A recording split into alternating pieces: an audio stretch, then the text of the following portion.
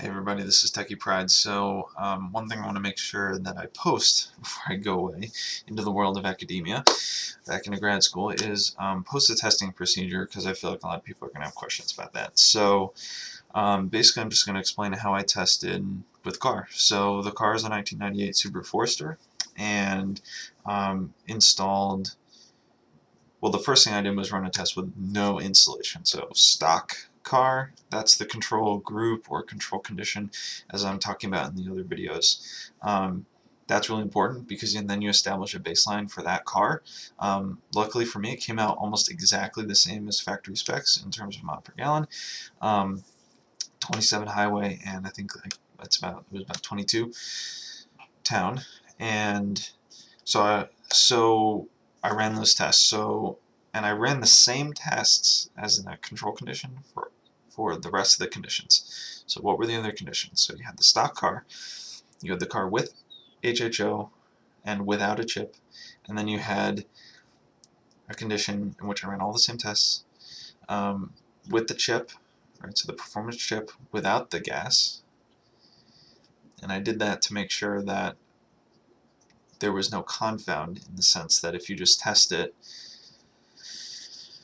with the HHO and the chip versus the control, it could be the chip, right? So you've administered two treatments to the car. One is the HHO, and the other one is the chip. And you need to make sure that you know that you can piece out how much contribution there is from the chip and the HHO. What I should have seen, I'll get into that later. Anyway, so you had those three, and then the final one was the full condition, which was the chip and the HHO. Okay, and so those are the four conditions. Same tests across all four conditions. Great. Okay, for each of those conditions, I ran 3 trials. What did I do for each trial? So I was testing primarily 3 things. I want to know the town MPG, highway MPG, and the horsepower. I ended up scrapping the horsepower tests because they were really unreliable. I wasn't getting good results even within those 4 conditions.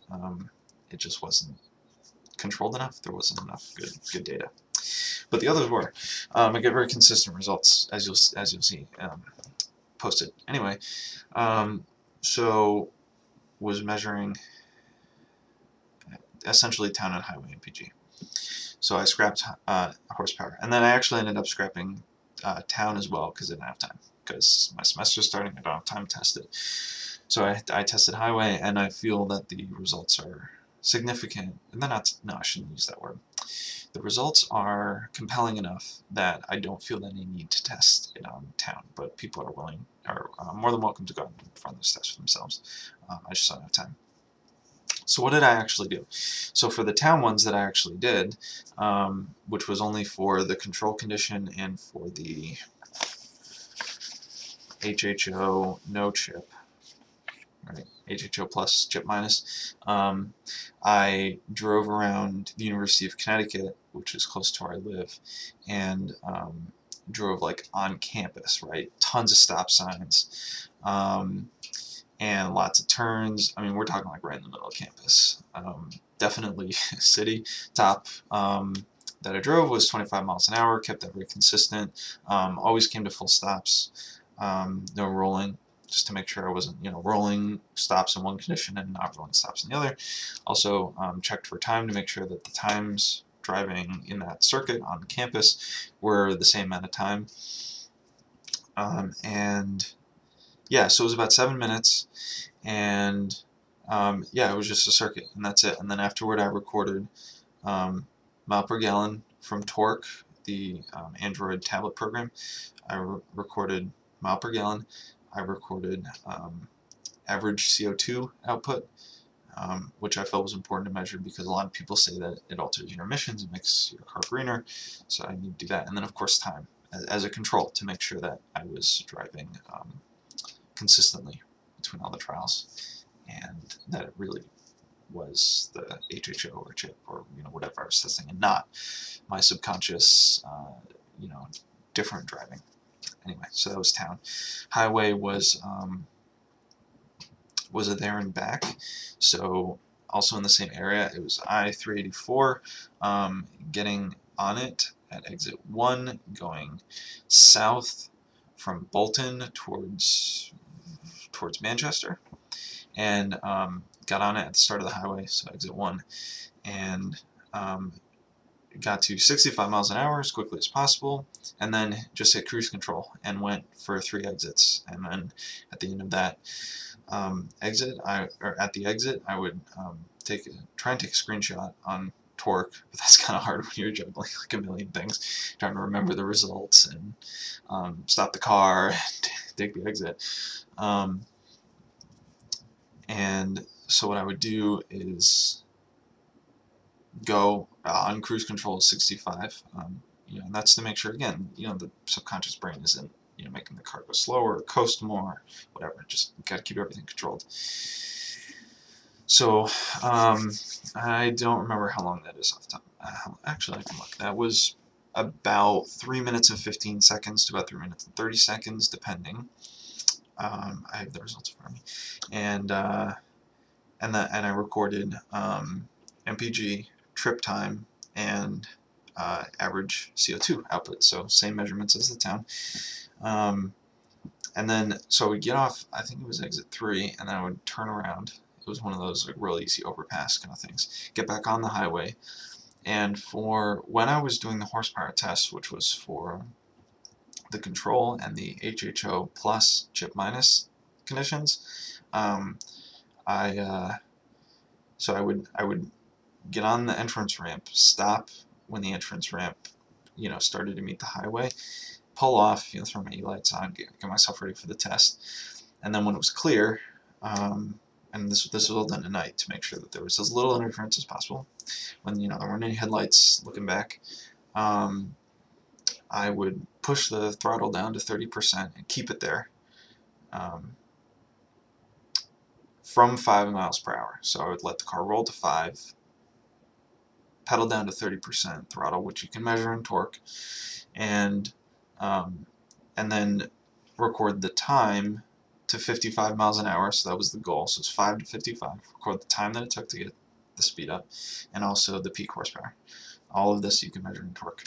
And I'll post those torque photos, the screenshots. And so that was the highway test. And then I did, so for every single one of these conditions, I tested 3 times. So for those highway tests, so for the first condition, the stock, I went up and back that highway 3 times. So, and the same was true for town. I did the circuit 3 times, and so it ended up being a lot. In fact, for the highway, it ended up being, so for each condition, for each of the 4, stock all the way up to HHO and chip, I actually had I had 6 measurements per condition. So the stock has 6 MPG measurements. Okay, so for example, one of the data sheets. There's photos of these, so these are going to be a little clear. But this is, you know, the actual data sheet. This one is highway recorded. It's in the town area, but anyway. Yeah, so this is the plus condition, right? So this is HHO and chip, and you know, just to show that this is the physical data, and then these are the averages on this side. Okay, so that's plus. This is looks like plus minus. I actually did for the town. I did an elimination trial too, so I turned off the HHO to bring it back to stock. And just so you see here across like all the conditions, all those are pretty much the same, the MPG measurements. That's a 26, by the way, for MPG. So, yeah, so anyway, so that's the highway stuff. And then I was mentioning, this is when I was doing the stock trial, so this is like, you know, the real nice sciencey notebook kind of thing. As you can see, I was thinking about doing a 0 to 60, and I looked it up, and people were like, don't ever do that on a car that's not new, because you'll blow it up. And that would have happened. My poor car, Basan, would have exploded, because she's very, very, very old. Okay, so that's the testing procedure. And I think I'm not going to do a control video because it's long and it would be boring, so I posted a document anyway, and you can see all that. There's a link to the folder with all this good stuff, all the data is there, that you can view in Google Docs. So this is Techie Pride signing off. I hope you've enjoyed my procedure video. I hope that you replicate it, and I hope that other people get different results or same results, but please post responses. I want to hear.